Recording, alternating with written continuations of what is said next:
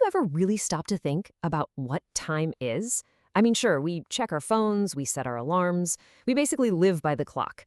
But it turns out, underneath that simple, orderly system we all use, there's a hidden conflict, a story of two very, very different kinds of time. And we're about to dive in. So, to really get to the heart of this, let's start with a question. We all think we know what 1 hour feels like, right? But what about for a 2-year-old? For them, that exact same hour, well, it's a whole different universe. There's this fascinating psychological idea called Janet's Law, which says that time feels relative to how long you've been alive. So for a tiny 2-year-old, a single hour can feel as massive and significant as 10 hours do to a 20-year-old. Just think about that for a second. 1 hour for them is like a full workday for us. And this just completely changes how you see a pretty normal everyday thing, right? When we casually tell a kid, hey, wait a moment, we're not asking for a moment. We're asking them to endure what, from their point of view, feels like an absolute eternity. The source material even calls it a torturous experience. This huge gap in how we experience time, this temporal misunderstanding, this torturous wait, that's the core problem we're going to unpack. And believe me, it's not just about parents and kids. It actually reveals something much, much deeper about how our modern world even thinks about time. So where does this all come from? Well, it turns out we're all living by two different clocks at the exact same time. One is ancient and personal. The other is modern and universal. Let's break them down.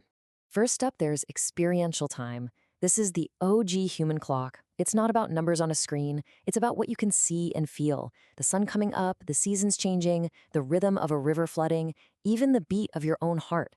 It's natural, it's cyclical, and it's deeply personal. And when you look back, you see entire civilizations were built around this idea. The Egyptians literally tied their calendar to the flooding of the Nile because that's what mattered for survival. The Mayans had these incredible interwoven calendars. The Islamic calendar is guided by the phases of the moon.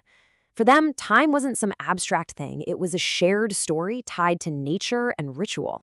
But then, you've got this other thing. Theoretical time. This is the clock of our modern world, and honestly, it's a totally different beast. It's super mathematical and abstract. A second is no longer about the sun. It's defined by the crazy fast vibrations of atoms in a lab. And that gives us UTC, or Coordinated Universal Time, one single, hyper-precise standard for the entire planet. So that's the fundamental split, right? We've gone from a time measured by the sun and our own bodies to one measured by an atomic clock. We went from a personal rhythm to a global network. One is felt, the other is calculated. And somehow, we're supposed to live with both. Okay, so what's the big deal? Well, this new theoretical time that runs everything from the stock market to your flight schedule has become what the source material calls the black box of time. We all use it every single day, but almost none of us really understand how it works or why we trust it. And this didn't happen overnight, of course. It was a slow burn over centuries.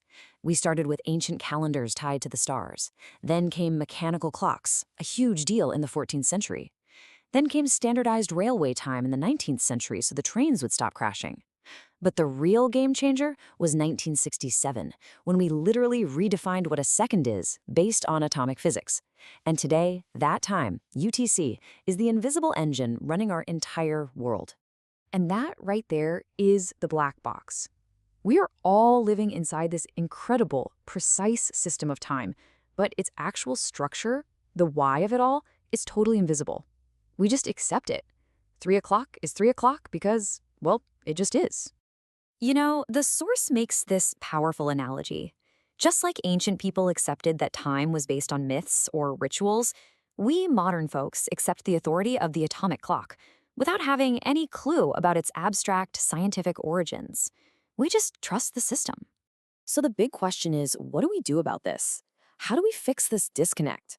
Well, the source suggests 3 really powerful hints to help us reclaim time and build a more human relationship with our clocks.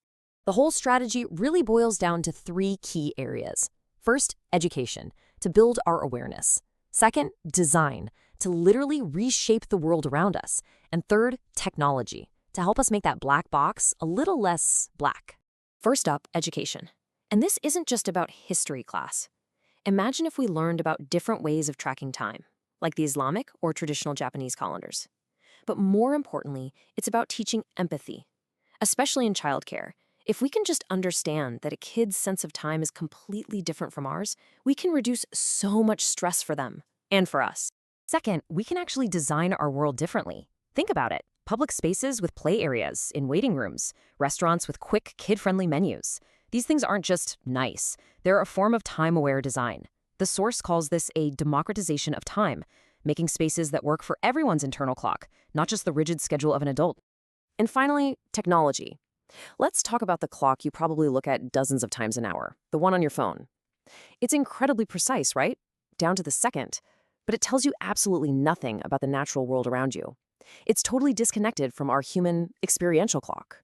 But what if we made one tiny change? The source proposes something simple, like a local rhythm mode. All it does is add two little pieces of information to the display, the time of today's sunrise and sunset. That's it, a tiny tweak. But that tiny change, it does something huge. It builds a bridge between the abstract official time on our screens and the daily natural rhythm of our own lives. It starts to make that black box just a little more transparent. Look, the point here isn't to throw away our atomic clocks. They're amazing and we need them. The real goal is to build a culture that respects both clocks, a world where scientific precision and our own personal human experience can finally exist together. By blending that precision with our personal experience, we could create a more humane, a more empathetic, and maybe even a much less stressful world. It all leaves us with one last thing to think about. As you go about the rest of your day, which time is your clock really ticking?